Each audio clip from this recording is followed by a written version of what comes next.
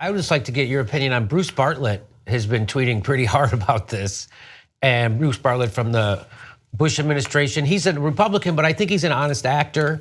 And he's saying that this is the Democrats shooting themselves in the foot and standing on, and because he says the voters don't care. And he said that's what he says. Voters don't give a crap, and we're doing this to ourselves. Or I'm not doing it, but the Democrats are doing this to themselves. Doing what to themselves? Al Franken, stuff like that's what he's referring. Like, because the Republicans are fully endorsing Roy Moore. They're going to keep winning and keep getting, and then the Democrats are eating their own, is how he put it. So, John and I talked about this on the show the other day. The problem is that both Democratic. There's two different problems, in my opinion. One is that Democratic politicians think that if they drum Al Franken out of town and John Conyers, et cetera, then they'll win the Alabama seat. As a matter of political calculation, that's not remotely true. That those two things are not at all connected. You are just throwing your own guys on the bus. But there's a huge but, which is they deserve to be under a bus, at least Conyers, certainly. And Conyers is a legend, but it certainly appears that he did those things that he's got to go, right? Now, Franken, I think, is a far more difficult case. I'm not sure that I believe him when he says that he doesn't remember those things the same way as some of those accusers. On the other hand, we know Roger Stone was in on the first plot against Al Franken, which makes me wary of all of this, right? So to me, yes, there's the weak Democratic leadership. But the other part of it that we discussed on the show the other day, Jimmy, is that Democratic voters are more moral than Republican voters. They are. Because I don't want to reelect Anthony Weiner or John Conyers, knowing what I know about them now. I wouldn't vote for them, and I don't need to. I could find a progressive candidate in those races who hasn't sent tweets to underage girls or sexually harassed people that work for him. But Republicans, not only do they not mind, because they don't really care about Moore. I mean, look, they like Roy Moore because of the hate that he has. That's not a bug, that's the feature. Yes. Right? So when their lack of morality leads them, even in, I don't know. Aren't we supposed to be the immoral ones? Yeah. Aren't we supposed to be the terrible immoral ones? They're the family values, they're the Christians. Yeah, they're the family values who care about, the right to life and all that, supposedly. But, when it comes to right to life, it's only about, zygotes, but it's never about protecting living, breathing human beings. And look, in the past, and recently on this show, there's been some pretty harsh criticism toward, women who consistently support these types of candidates. And that criticism stems from the fact that I just don't understand how you can continuously vote for people who don't respect you, that think that you're just collateral damage, in their political schemes and their political agenda. They don't see you as humans. Like, that's the thing that drives me crazy about all of this. So look, I don't accept anything the Republicans say. In fact, I think it's just the exact opposite. So they call themselves the moral majority back when I was growing up, 80s, 90s. No, they're actually the immoral minority. Yes. So they don't believe in family values at all. When you have child predators, they think it's fantastic. Desjardins had 3 abortions from his wife and his mistress. Okay, he's a current sitting congressman in Tennessee, got reelected, no problem. They don't actually care about family values or morality. It's actually the exact opposite. Those white evangelical voters that are staying with Roy Moore and Donald Trump.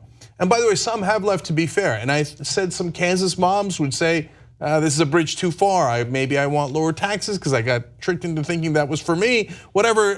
But I'm not for this, right? And that has happened. He's lost 17% of support among white evangelicals. Donald Trump has, okay? But for those that remain, the lack of morality is not the bug, it's the feature.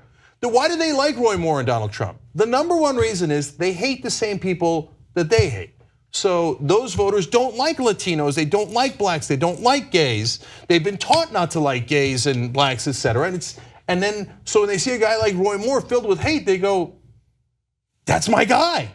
So you keep telling me to your original question about strategy, Jimmy, Democrats keep thinking if we show them that they're full of hate, that they'll vote against them. No, if you show them that they're full of hate or they're bad guys, they'll vote for them.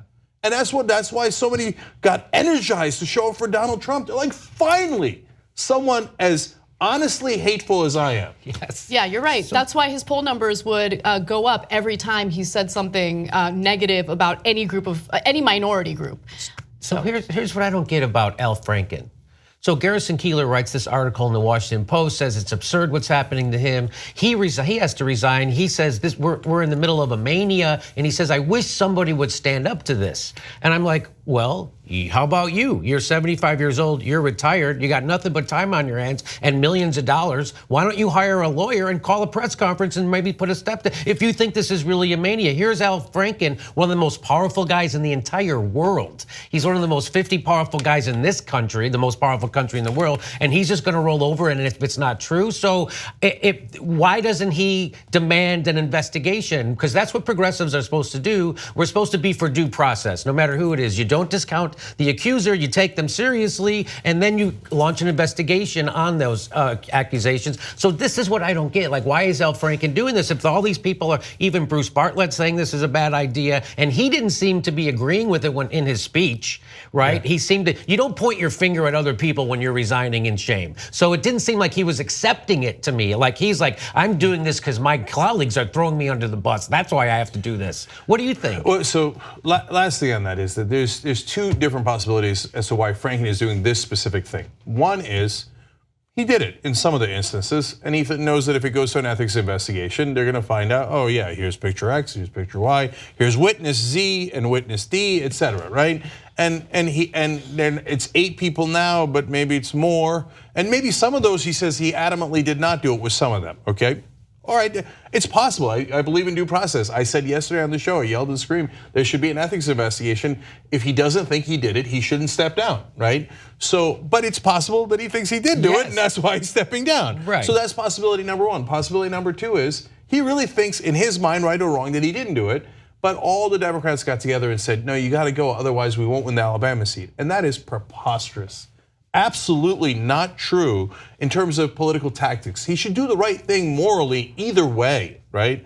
But he shouldn't do it based on Nancy Pelosi and Chuck Schumer's terrible, terrible political calculations. So where does the speculation that they're doing this to win the Alabama seat, where does it come from? I've read in articles about, the Democrats are worried that Kellyanne Conway and others are going on TV and saying, but what about Conyers and what about Franken? So it's negating their so-called advantage in the press. Jesus Christ. Okay, all right. But again, on the other hand, look, it's a complicated, nuanced issue. Nuance is important. There were 6 Democratic senators, women senators, who came out and said no more. So it's entirely possible he did it, and they're deeply aggrieved by that, and they acted out of the moral compunction. So I don't make blanket assumptions about this, a complicated issue. The one thing I'll tell you with absolute certainty, no question about it, and I talked about it on the show yesterday, and we have a petition, okay? If Al Franken is resigning because of allegations, Donald Trump should definitely resign. No ands, ifs, or buts. He clearly did worse. There's witnesses to him saying that he did worse. There's witnesses to him doing it. Videotape of him saying. That's right. So tytnetwork.com/resign. So at a bare minimum, they should have the same standard. So if everyone agrees Franken should resign, great, then Donald Trump should resign immediately. I don't know why you would have 2 different standards. What you just watched was one of the videos that we do today, but we actually do a whole 2-hour show every single day. It's a podcast. You could watch it in video or listen to it as audio. You can download it, you can stream it, and you get it completely ad-free if you could become a member of the Young Turks. tytnetwork.com/join.